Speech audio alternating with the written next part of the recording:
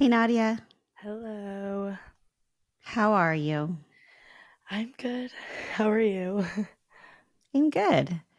I was thinking about what we could talk about today, and considering you're about to leave Boston and come back home for a bit and go on a summer trip with us, I was hoping to have a moment to reflect on what you've been doing for the past 6 months as a Northeastern student. So I guess you want to summarize it for a moment, what you've been doing for the past 6 months? Um, to put it in one word, it'd be working. I've been working for the past 6 months. It's 9 to 5. Well, not like exactly 9 to 5, but 9 to 5 every day. Nothing like that schedule doesn't change. Um, the only times I'm not at work is when I'm home for like an event for Lucy's graduation or for my gymnastics nationals. But other than that, I've been pretty consistently getting up at 6 or 7 in the morning and going to work and then coming back at around 6 or 7. So like I'm gone for 12 hours, I guess. Um, but yeah, so at work, obviously I'm at the front desk. So the first few, like up until April, all I was really doing was not that this is like all, it's not a small job, obviously. It's a big job for one person. It's very helpful to have it with a team. But I'm answering all the phone calls. For the health center, not for a Yes. particular physician, but for the entire health community health center that you work at. Yeah, so I'm not a secretary, I'm at the front desk. I guess my role is technically a medical secretary, but I'm at the front desk. So I'm doing that. I'm answering all the phone calls, booking appointments, um, dealing with all sorts of paperwork and like making sure it gets to the right place. Um, it's like faxing also, going through the faxes that we do get. What else? Yeah, and then basically just helping patients with whatever they need when they come to the front desk, whether that be like checking them in for their appointment or booking another appointment for them, helping them with their medication issues, refilling or I'm not the one refilling it, but like getting that process started. So a lot of it, it's really like on the spot type thing. You can't really prepare for what the kind of calls you're gonna get that day. It's really as soon as you pick up the phone or as soon as someone comes up to the front desk. And then in April, some things kind of shifted around in the health center. We used to have a call center, and then the call center got like they just took it away. So now they like switched the way the phones work. So there's just a lot more phone calls that I'm answering. And then not only that, they're pretty short staffed on nurses. So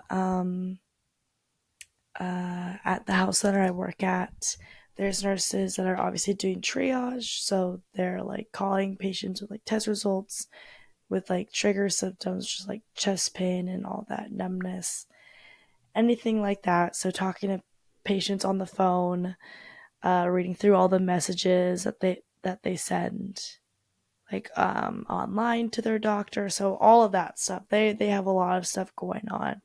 Um, and so there used to be that plus another nurse doing care coordination, which is like dealing. It's kind of like another middle person between. It's the middle. I I consider the front desk to be the middle person between the patients and their provider. But the care coordination nurses, whoever was on that, is kind of like the middle ground between me as at the front desk and the providers.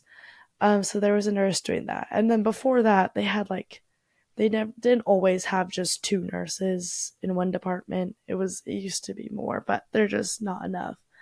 Um, but at a certain point, there was just not enough nurses to be a triage, a care coordination, and then also like the floor nurse who's doing all the vaccines, like for nurse visits, for um, like if a doctor like orders them, like that stuff. So it just wasn't enough people. So in April, like they kind of asked like who would be able to maybe take on the care coordination role, and it ended up coming to me. Obviously, not to do everything because I'm not a nurse. So they just like realized that there are a few things that were sent to those that nurse pool, like on their desktop, that like could be done by other people. So everything like prior authorization, which is like really interesting, like insurance medication stuff that like has to be submitted. A lot more paperwork, a lot more like getting more details than what was taken when they spoke to someone at the front desk. So there's a lot of that. Um, a lot of more like direct communication with doctors. So that stuff was basically added to my role, and when I'm doing that, I don't have to answer phone calls. So that's that's a nice break. But I'm not obviously doing things like telling people their test results or anything like that. So um, there's that.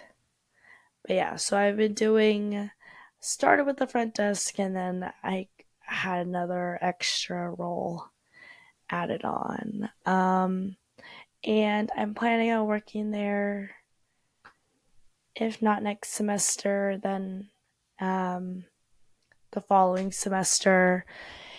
And we'll see which role I do. Maybe all, because I told him I want to do medical assistant stuff.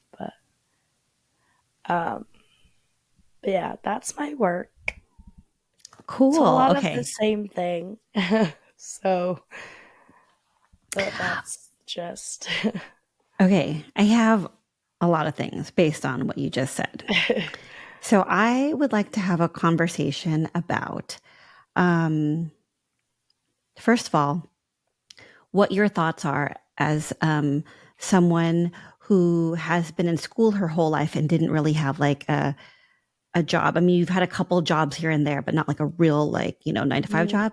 Like what stuff about that? So, number one.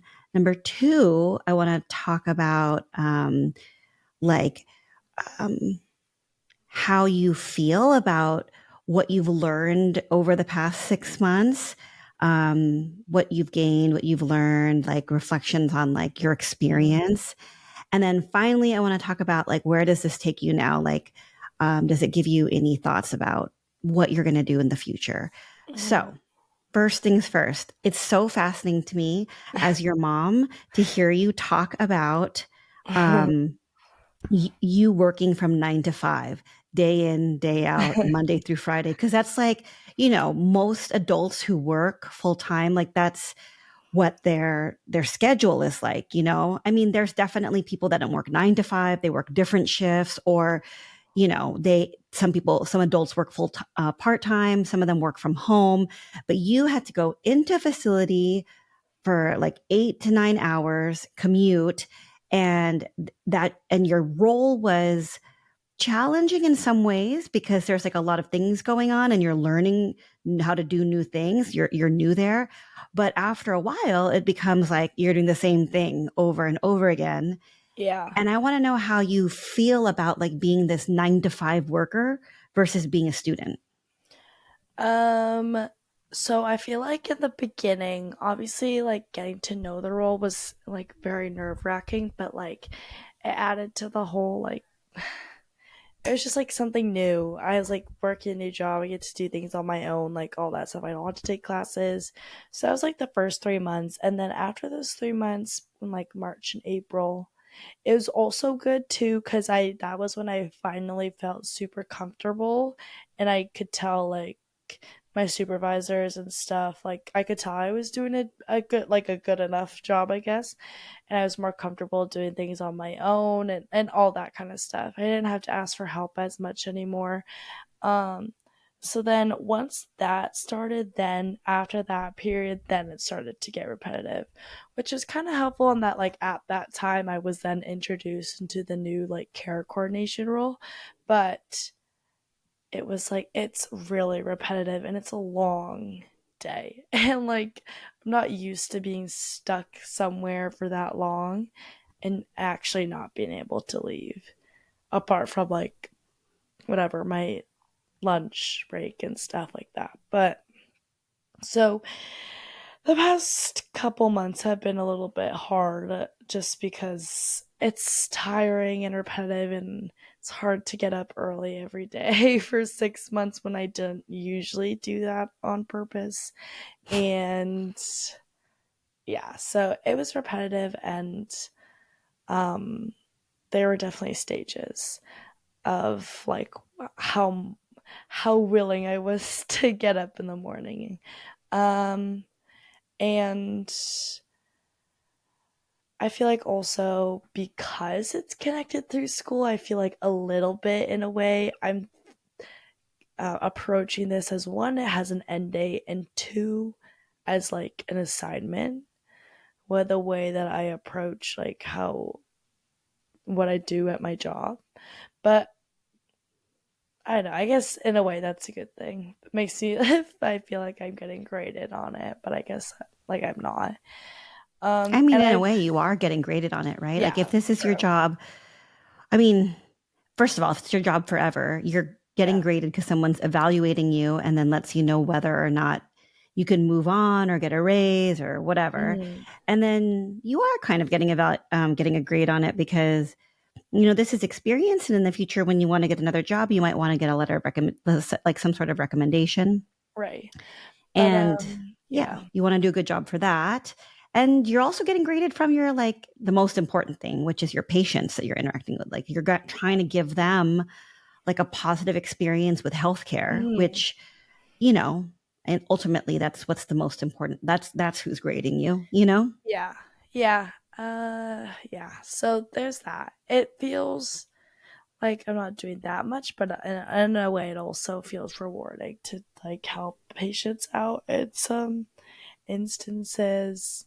And I was saying before that I was really excited to be done and that I wanted to go back to classes, but I have really hard classes next year and I just know I'm gonna have a lot on my plate in addition to this new sense of like I need to go out and do things more in Boston because I was so like I was so much easier for me to do that. Not really. I'm not really during the semester. I feel like during the summer, this past couple of months being here. So now I feel like I'm gonna be booked and busy, but and I don't want to take the classes I'm taking next semester. Um, but we'll see. We shall see. If you don't want to take those classes, why are you taking them? Well, it's not that I don't want to take like I want to take the classes. It's just like I know they're gonna be hard. Like I Mm-hmm. want to take the classes. I just already know the workload I'm gonna be having, which is hard. Um, because Do I you feel know I'll like you have a like to lot be on my plate. challenged? Do you I like being challenged? definitely, yeah, I definitely like being challenged. It's just like I need to have the motivation to do it. It's easy that like at work, like work is at work, and I don't have to bring it home. Mm-hmm. But I don't know. I Not like having everybody a gets to job, leave but their work not at work. really. Not Right, everybody gets to right. leave their work at work. So I feel that is like one advantage of what you're doing right now is like you get to work the certain hours, you go home, you don't have to think about it again. I mean, yeah, but it also feels like there's not a lot of like other awake hours and I'm not like the rest of it Hmm. I'm asleep. So Yeah. So when it's you were hard. born, Eric, your dad, um, worked like mostly daytime shifts. And so he'd leave like around whatever, 7 or 8 a.m., come home around 6 p.m. or whatever, 7 p.m. And by then he was so tired from his full day of work. And then you would go to bed at like 7:30 or 8 or something. And he was just like so tired. Like basically that your whole Mm, day is working and then you don't feel like you have another part of your okay. life. Yeah. Yeah, especially because it takes me so long to get to work. It's very hard to do anything else. And like today, I feel like Mondays and Tuesdays I end up making time to go to the gym after class, after school, I mean. No, none of those after work. I go to the gym, but I have to bring all my gym stuff to work because uh I live like farther away from the gym now, so it's like if I go home, I'm not leaving. I'm not going to the gym. And then other days I'm just like so tired. It's just like I don't have any other like what am I supposed to eat and then go to sleep and then you And then know. start out all over again. Okay. Yeah. So, do Second you feel question. like you had skills that you picked up as a child, like through high school, as a teenager, Mm, that helped you with this job? Like, did you feel prepared to be a worker? What skills did you have that made you ready for this? I think like more like general skills, like being able to pick things up fast when like if someone's like telling me exactly how to do things, there's like a way to write my phone notes, there's a way to answer the phone, there's a way to do all this stuff. Like it becomes um like that part can come quick and then the other stuff will just come along with it. Like at a certain point, like when a patient like will call and ask for their like blood pressure medication or like as allergy medication and they're like don't know the name of it, like that's not common sense to everybody, but like at a certain point, you kind of pick up on the little like patterns and stuff like that. So in that sense of being able to like just pick it up quickly, I think helped me and helped them train me. Hmm. Um, I think I don't know what else. Well, you had I tended Spanish.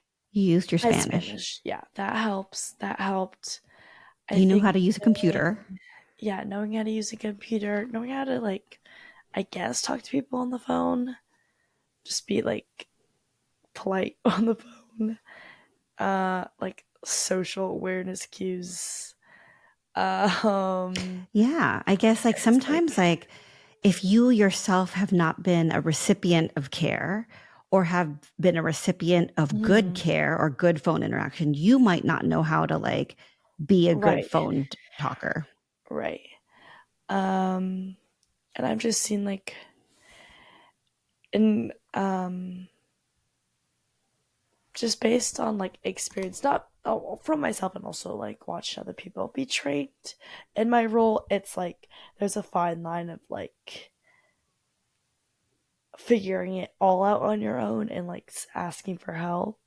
And I think I like was good at asking for help at the right times Hmm. to make sure like once I did have it, I was and doing it on my own, I was doing it correctly.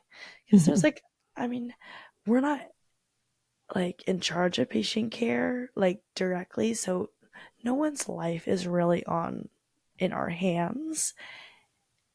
It's just like, you want to make sure these messages are being like given to the right people. Whatever you're hearing like is being given to the right person or the right like group of people. Um so yeah, knowing when and when not to ask for help. Uh I think just being like a nice person, I think it would help. I think based off the my other coworkers who I all really like it's very helpful to be around people that like are obviously everyone's gonna complain, but like are nice and like easy to talk to. It's you spend a lot of time with them, so Did you make any friends with like people that were, let's say, over 30 or over 40? well, like I don't know if we'd call each other friends, but like I definitely talked to I don't know the nurses and the medical assistants. The nurses at my work are all or are mostly like nursing students in NP school. Mhm. So they're younger, but some of the older medical assistants have been there for a while, and they're all very nice, and very helpful. So they know how things work. Um, and then like, I mean, I guess I had general medical knowledge. Not really, but Yeah, is so I was that talking about this helps? with another person that you know who is Mm, a physician, and I was telling mm, her what you're doing. And she said it's so great that you're getting this exposure because when she went to medical school, she had no language related to medical care because their parents weren't physicians. Like nobody in her family was. Like mm, she knew she wanted to be a doctor, but it's not because somebody else modeled that for her. So you have two parents in, we're not like medical doctors, but you have two parents that are in healthcare. And so mm, that kind of helps you already understand a little bit about, patient care.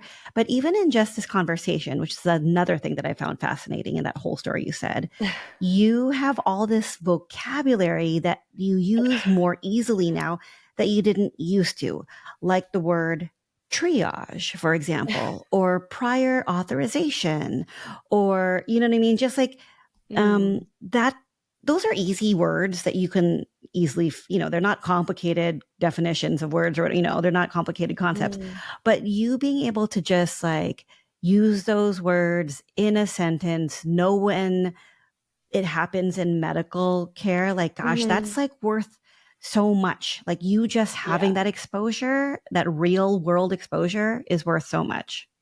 yeah, and like this isn't obviously something I knew before, but like learning how to use Epic, I think is super helpful. I know not all hospitals use it, but a lot do, and it's very helpful to be able to understand how it all works. And I don't know, I'm not necessarily writing, but I'm reading a lot of like medical terms and stuff like that. So Hmm. in that sense, it's cool to kind of just like I don't have to like be taking it all in, but I end up doing that anyways. Hmm. Um, but Do you know what a soap yeah, note is yeah, from work? I will both work in the really informational online medical scribe course that I am certified in. Oh, right.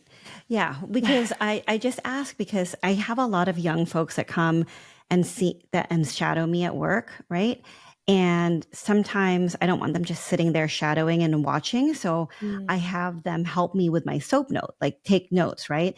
And mm, so before they come, I ask them, like, do you know what a soap note is? And most of them don't. And to be totally honest, this is actually somewhat embarrassing. Like, I yeah. didn't know what a note was Wait, either I'm when I thinking. started PT school. Like I started PT school, I had no idea what like SOAP stood for. So, I wait. Actually, I know what it is, and I know there's four, but I can only remember.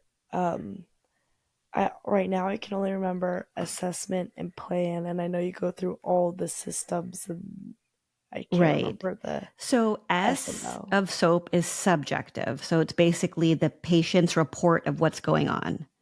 Oh, right, And right, right. And O then is objective. So it's like basically objective. So it's basically all the stuff like the data that you gather, the measurements that you take, that type of And then thing. you assessment and then the plan. Yeah. So Yeah. I go, I think like, well, obviously, this is like, I think this was your third question. Like, after this, like, already in the beginning, just being in the medical clinic, I like decided that I want to work towards going to med school, Oh maybe. yeah, that is my next question. Um, What does but this yeah, brought up for you? yeah. So like, have been more set on med school. I think more in the sense of like I realized I needed a goal to work towards, and I was already taking the classes, and I'm basically halfway there with the classes, so might as well. And I'm also like not set on going right after college anyway, so it's not like something with like a due date, I guess, or like a time limit. But I mean, and there is, but not right now. And then I think now with like this the care coordination role, I feel like I've just learned a lot more. And like I also when I'm doing care coordination, I'm sitting with the nurses. So I get sitting and I'm like listening. It's just like cool to like learn, I don't know, just how things work. Like I know it's so boring, but like the prior authorizations that I'm doing, like I learned what like an ICD-10 code is, and like like how I don't know what medications are used for what. Like I don't know. It's just really interesting.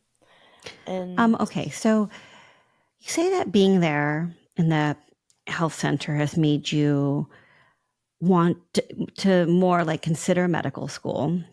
And you said this before, you wanted like a goal, like something to work towards. But I think that medical school and the like that journey and what you need to do in the long run is such a big thing that it needs to be more than just a goal. You know what I mean? Like a goal. what I And mean maybe is that you won't get like that yet, but is there maybe another the thing is like like it's drive? not it's not really like a short-term goal, it's a long-term goal, but I don't really I well another thing is like I my job obviously showed me that like I'm glad that I chose to be a public health major. It's very interesting to see how all that works like in real time, healthcare system and all of that. But I don't have like um like an endpoint for that as of right now. So Hmm. it's very hard to take classes and not really know what the endpoint is. And the journey to med school, at least like the first steps, are pretty much set in stone. Everyone kind of does a little bit of the same thing, especially when it comes to taking the classes. So that at least makes me feel like I have some sort of structure because everything else is like up to me and it's up to me, but I don't know what I'm doing. So like, how do I know what classes I should be like? You know what I mean? It Hmm. open for me personally opens up uh it makes me feel like I can be more free in those choices for Hmm. public health classes because I have structure somewhere else.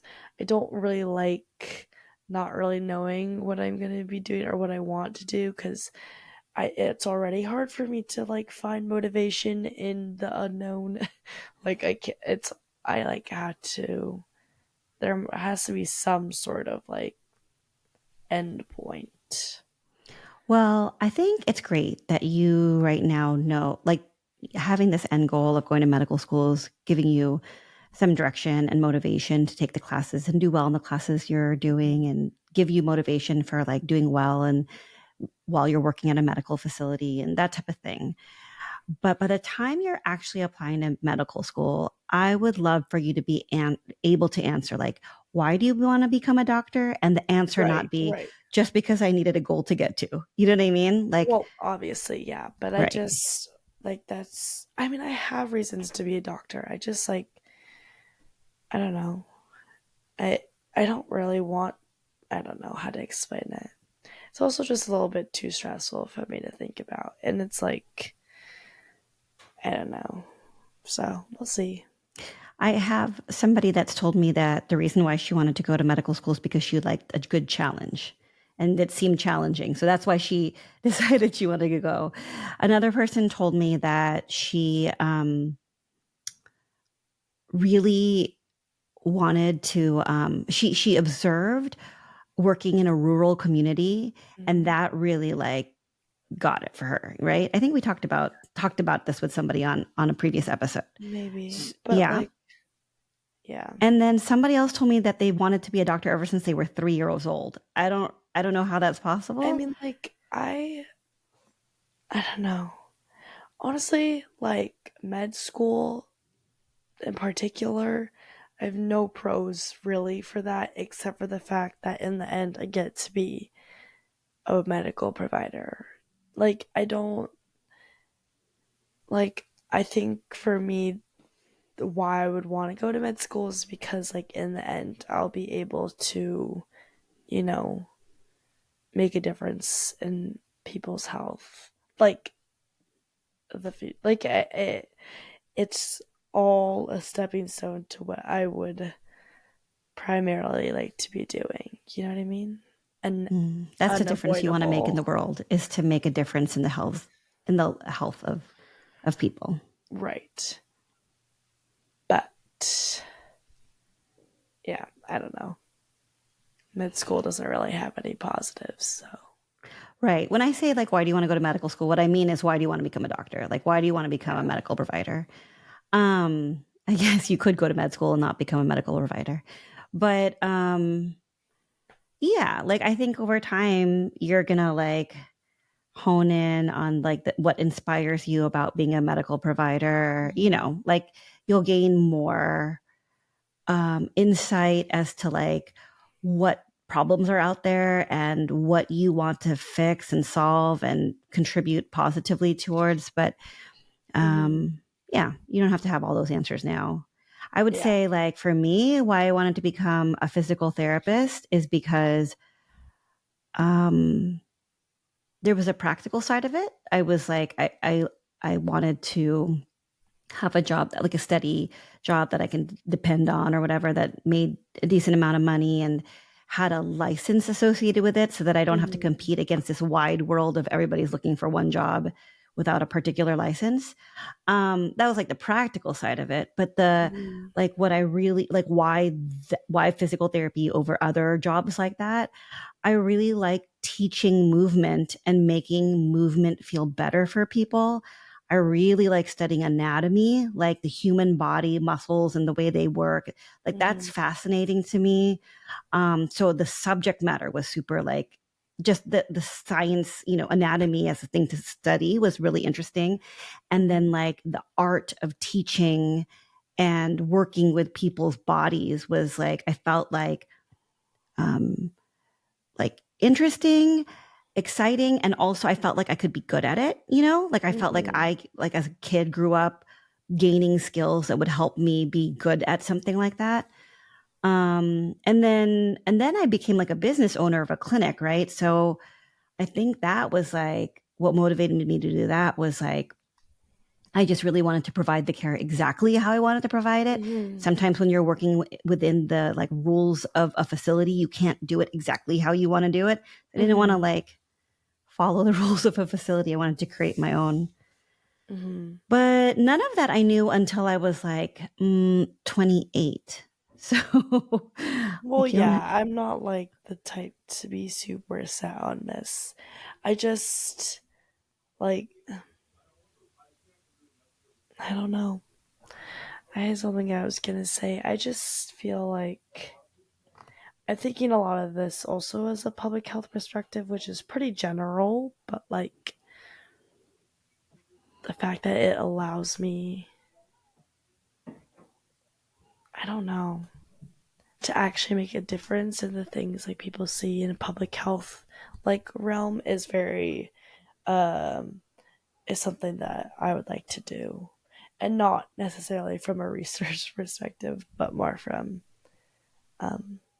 Like Like, a one-on-one care, like make a yeah. positive difference in one person in Hmm. front of you. Hmm. Yeah. But yeah. I mean, the thing is like at a certain point you become a good doctor and then you have like 5,000 patients and then you like how much do you really know everybody? So, I don't know. We'll see. Um, so I was going to say there's another doctor that was telling me, actually, I don't know why she said she wanted to become a doctor, but she did say why she wanted to work in the department she works in. And she just feels like she's really talented in the particular department that she's in, um, which is like emergency care. Hmm. Um, but um, I forgot what I was going to say. What were you talking about before that? I don't know. Like, I Mm. just, Anyway, yeah. So it's anyway, just she too much. was, huh? I said, it's just too much. Right. So she really liked being like good at, what she was doing in her particular. Oh, I remember what I was going to say.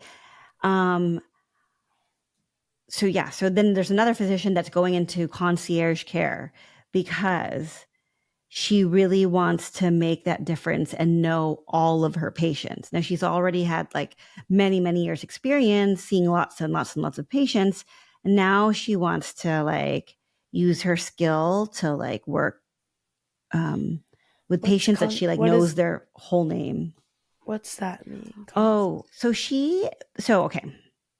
I guess you know how regular medical care healthcare works Mm-hmm. because you work in a facility. So if you're a concierge doctor, that means that um, I hope I have that term right. Because I think there's different things like concierge care versus something else. Anyways, what she's doing is you pay monthly for access to a particular Mm-hmm. physician, and they'll have less than 100 patients maybe that they Mm-hmm. take care of, and Mm-hmm. say you pay like I don't know $1,000 a month, so you Mm-hmm. can have access to this doctor.